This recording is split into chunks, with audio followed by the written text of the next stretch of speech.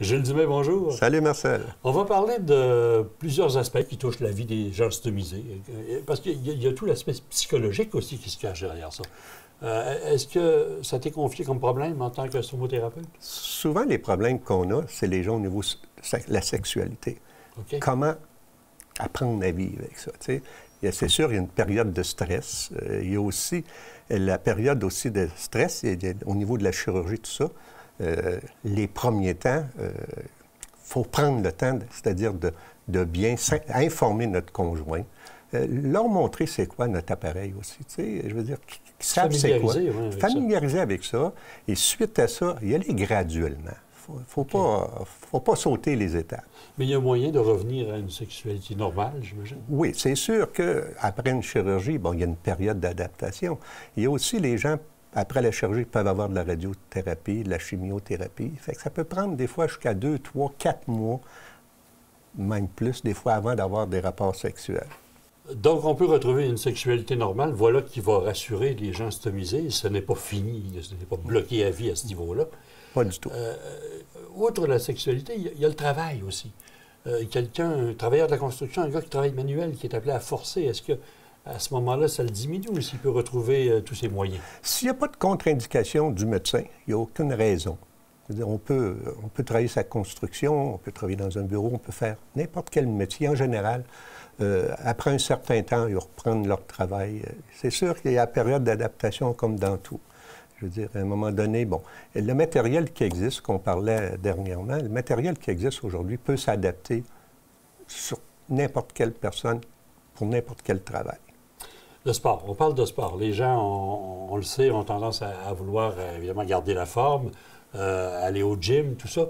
Est-ce que ça aussi, on peut espérer pouvoir continuer de façon normale, mais il faut faire une croix dessus? Non, non, il faut y aller graduellement. Au niveau du sport, si on parle de gym, des choses de même, il faut y aller graduellement. Il faut faire attention parce qu'une chirurgie abdominale, il reste que ça prend un bon 2 mois de convalescence, on peut dire, là, avant de récupérer à 100 et y aller graduellement dans le domaine du gym. Question de sport, il n'y a pas de raison. Je dirais que la majorité des gens font les sports, peuvent jouer au hockey. C'est sûr qu'on ne joue pas de contact dans le domaine où on est. Mais ils peuvent faire les sports, le golf, la natation. Le tennis. Tennis. La majorité des gens reviennent pas mal à leur activité normale. Donc, on revient, comme tu dis, à une activité normale, mais est-ce que psychologiquement, on en guérit? Est-ce qu'on peut arriver presque à l'oublier? Comment ça se passe à ce niveau-là? C'est sûr, tout dépend d'une personne. Il y a des personnes, après 1 mois, 2 mois, ils ont pas mal récupéré à ce niveau-là. Mais ça peut aller à 6 mois, 1 an. Ça dépend des personnes. C'est difficile à établir un... Mais généralement, je te dirais, après la première année, c'est peut-être la plus difficile d'adaptation. Par après, on apprend à vivre avec les inconvénients, si on peut dire. Et pendant cette première année-là, Gilles, est-ce que c'est important d'avoir un suivi avec son stomothérapeute si l'adaptation se fait de façon naturelle? C'est important d'avoir un suivi. Moi, je pense pour la première année, 1 ou 2 à 2 visites par année chez un stomothérapeute, c'est très important. Question d'adaptation, question de s'il y a du nouveau matériel de sortie, de bien ajuster, parce que la stomie va être différente d'un mois à l'autre. La morphologie change. Change après. Puis aussi, le patient peut prendre du poids, perdre du poids. Il y a beaucoup de raisons. L'important, c'est d'avoir un bon suivi. À ce moment-là, c'est plus facile de s'adapter et d'apprendre à vivre avec. Bien, pour tous ces gens-là, c'est rassurant de savoir qu'un stomothérapeute est là pour leur venir en aide, quelle que soit l'aide dont ils aient besoin, que ce soit physique ou psychologique. C'est ça. C'est-à-dire qu'au centre de stomie, bon, ils peuvent prendre rendez-vous.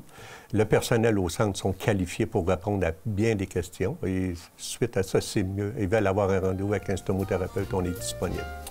Merci Gilles de nous avoir parlé de tout ça. Ça m'a fait plaisir, Marcel. Cette portion d'émission vous a été présentée par le Centre de stomie du Québec. Tout pour votre mieux-être.